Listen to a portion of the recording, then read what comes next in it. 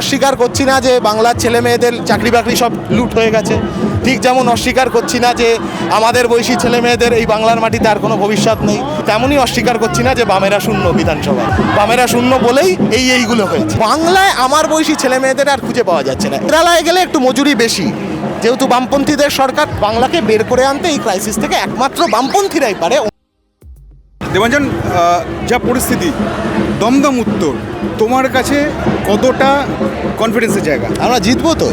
দীপশিতা ধর বিধানসভায় যাবে, লেখাপড়া নিয়ে কথা বলবে, স্কলারশিপ নিয়ে কথা বলবে, নতুন স্কুল কলেজ বিশ্ববিদ্যালয়ের পরিকাঠামো সেগুলো গড়ে তোলবার কথা হবে। নতুন স্কুল কলেজ বিশ্ববিদ্যালয় গড়ে উঠবে আবার বাংলাতে। আমরা তো কনফিডেন্ট আমরা জিতছি।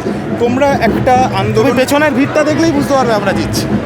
তোমরা একটা আন্দোলন দীর্ঘদিন ধরে করছো, যে সমস্ত স্কুল বন্ধ হয়ে যাচ্ছে বা ধুঁকছে তার বিরুদ্ধে তাদেরকে নতুন করে ফিরিয়ে আনার যে চেষ্টা তোমাদের বেশ কিছুদিন ধরে চলছে, এই আন্দোলনও কি এই ভোটের সঙ্গে একই রকমভাবে সম্পৃক্ত? অবশ্যই। আমরা সেই আন্দোলনের যে স্লোগান ছিল, সেই স্লোগানের সূত্র ধরেই তো বিধানসভা নির্বাচনে ছাত্রদের যে স্লোগান, সেই স্লোগানকে নির্দিষ্ট করেছি। স্কুল বাঁচাও মূল বাঁচাও আন্দোলনটার নাম ছিল। একদমই তাই। আমরা এই বিধানসভা নির্বাচনে বাংলা ছাত্র সমাজ যে স্লোগানটাকে সামনে রাখছে বা যে অ্যাপ্রোচটাকে সামনে রাখছে, স্কুল বাঁচাও মূল বাঁচাও, শিক্ষা বাঁচাও বাংলা বাঁচাও, বাম পুনরুত্থানের কারিগর হও। ওকে। অতএব স্কুল বাঁচাতে গেলে মূল অর্থাৎ শেকড়, লেখাপড়ার মানব সম্পদ তৈরি হওয়ার শেকড় রুট, সেটাকে বাঁচাতে গেলে, শিক্ষাকে বাঁচাতে গেলে, আর সামগ্রিকভাবে বাংলার শিক্ষা সংস্কৃতি কৃষ্টি তা পুনরুদ্ধার করতে গেলে, রক্ষা করতে গেলে একমাত্র উপায় বামপন্থীদের পুনরুত্থান ঘটানো। বামপন্থীদের পুনরুত্থান ঘটলেই বাংলার পুনরুত্থান ঘটবে। তুমি তো তোমার বন্ধু প্রণয় কার্জির কাছেও প্রচারে গেছো বা কলকাতা 16 তারিখে আবার যাবে তো। তুমি শহর কলকাতাতে বিভিন্ন জায়গায় তুমি ঘুরে ঘুরে বেড়াচ্ছ, এটা তোমার কাজের মধ্যেই পড়ে যদিও। তোমার এই যে কলকাতাতে একটা সময় বলা হচ্ছিল যে যত যাবতীয় যা দখল করে নিয়েছে বিরোধীরা শাসকরা, সেখান থেকে কি একটা পরিবর্তনের একটা হাওয়া দেখা যাচ্ছে? সর্বত্র দেখো, যন্ত্রণাগুলো তো আলাদা নয়। মানে ধরো গ্রামীণ মানুষের যে যন্ত্রণা, শহুরে মানুষেরও, শহর মফস্বল শহরতলির মানুষজন, তারাও কিন্তু একই ধরনের যন্ত্রণার মধ্যে দিয়ে যাচ্ছে। এবার যন্ত্রণার বহিঃপ্রকাশগুলো হয়তো আলাদা। মানে গ্রামের মানুষের মধ্যে যেটা একটা বড় ক্রাইসিস, তুমি ধরো পুরুলিয়াতে বেশ কয়েকটা গ্রামে আমরা এর মধ্যে গিয়েছিলাম। পুরুলিয়াতেও আমাদের এসএফআই এর রাজ্য কমিটির সদস্য সায়ন্তন কনিষ্ঠতম প্রার্থী, গোটা রাজ্যের কনিষ্ঠতম প্রার্থী, 26 বছর বয়স মাত্র, লড়াই করছে। ওর কনস্টিটুয়েন্সির মধ্যে বেশ কিছু গ্রাম পঞ্চায়েতে আমরা ঘুরেছি। ওখানে একটা প্রাইম সমস্যা হচ্ছে জলের সমস্যা। জল নেই। গোটা গ্রামের মধ্যে মাত্র একটি জায়গায় জল, সেখানেও সারাদিন জল পাওয়া যায় না, সেখান থেকে জল বয়ে বাড়িতে নিয়ে গিয়ে কাজ চালাতে হচ্ছে। এইটা যেমন এই সমস্যাটা হয়তো তুমি কলকাতার কোনো ওয়ার্ডের মধ্যে টুকটাক পেলেও, এটা যে খুব কলকাতার মেজর সমস্যা এমনটা না হতে পারে। কিন্তু কলকাতারও একাধিক অঞ্চলে, বস্তি অঞ্চলগুলোর মধ্যে এখনও অবধি জলের ক্রাইসিস আছে। কসবাতে আমি নিজে ঘুরে দেখেছি, ঠাকুরিয়ার রেল কলোনি, ওই রেল কলোনি চত্বরের একটার পর একটা বস্তি, বিস্তীর্ণ অঞ্চল, জলের ক্রাইসিস আছে। রুজি রুটির ক্রাইসিস, এটা তো আর গ্রাম শহর মফস্বল তুমি আলাদা করতে পারবে না, সর্বত্র এই ক্রাইসিস। আচ্ছা, ইয়াং ছেলে মেয়েদের গায়েব হয়ে যাওয়া, এটা ঠিক গ্রামের মধ্যেও যেমন হচ্ছে, শহরেও হচ্ছে। তুমি যে কোনো ধরে নাও ফ্ল্যাট বাড়ি, অধ্যুষিত চত্বর, তুমি দেখবে সেই ফ্ল্যাটগুলোর মধ্যে তরুণ প্রজন্মের ছেলে মেয়ে, আমাদের বয়সী ছেলে মেয়ে গায়েব হয়ে যাচ্ছে, তারা নেই ওখানে, পাড়ার মধ্যে নেই।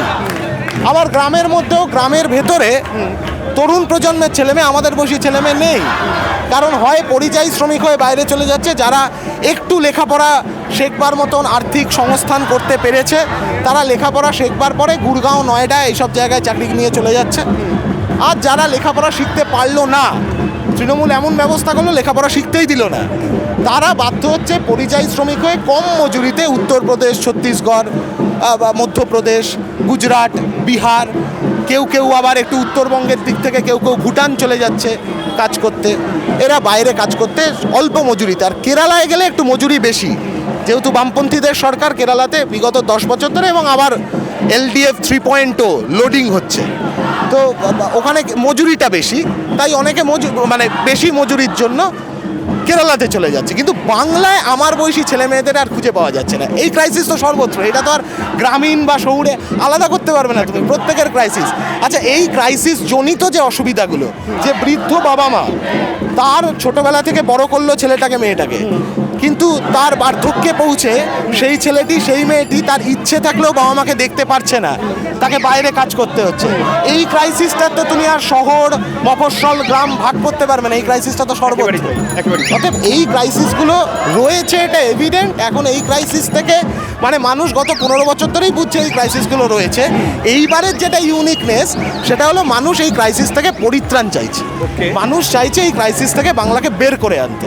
বাংলাকে বের করে আনতে এই ক্রাইসিস থেকে একমাত্র বামপন্থীরাই পারে, অন্য কেউ পারবে না, এটা স্পষ্ট হয়ে যায়। দেখো, দমদম উত্তরের ক্যারেক্টার একটু অন্যরকম। মানে ধরো এখানে 2016-তে তন্ময় ভট্টাচার্য জিতেছেন, আবার চন্দ্রিমা ভট্টাচার্য আবার 2021-এ রিগেন করেছেন, এবার আবার দীপশিতা ধরের সঙ্গে চন্দ্রিমা ভট্টাচার্যের লড়াই।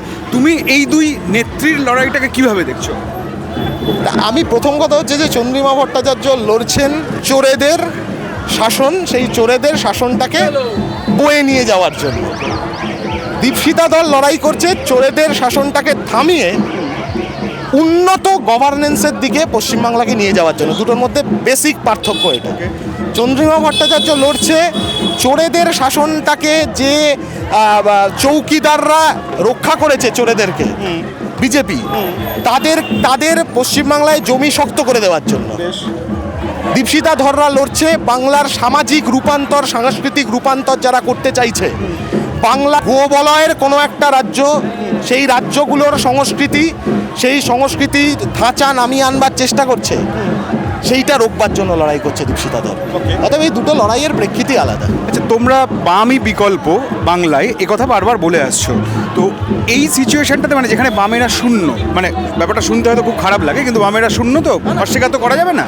তো এখান থেকে এবার শূন্যতা কাটছে কনফার্ম। যেমন অস্বীকার করছি না যে বাংলার ছেলে মেয়েদের চাকরি বাকরি সব লুট হয়ে গেছে, ঠিক যেমন অস্বীকার করছি না যে আমাদের বয়সী ছেলে মেয়েদের এই বাংলার মাটিতে আর কোনো ভবিষ্যৎ নেই, ঠিক যেমন অস্বীকার করছি না যে বাংলার মাটিতে একটার পর একটা স্কুল বাড়ি গায়েব হয়ে যাচ্ছে।